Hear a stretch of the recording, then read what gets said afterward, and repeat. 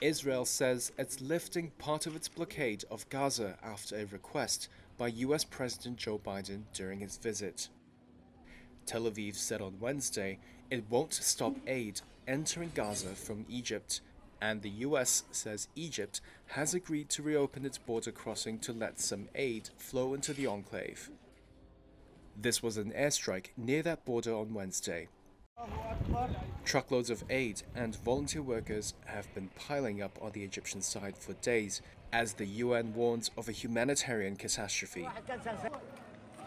The fallout from a blast that hit a Gaza City hospital continues, drawing protests across the Arab world, some violent, and a debate over its cause.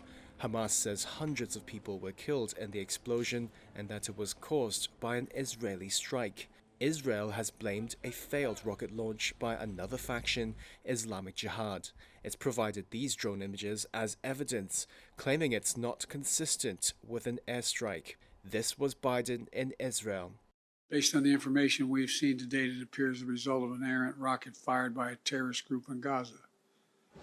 The United States unequivocally stands for the protection of civilian life during conflict, and I truly grieve for the families who were killed or wounded by this tragedy.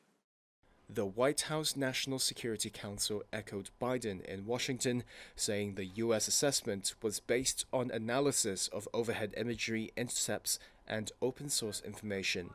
The Israeli military is also accusing Hamas of inflating the number of dead, and it has released an audio conversation it claims is between two Hamas militants discussing a misfired rocket from Islamic Jihad. Islamic Jihad has denied blame.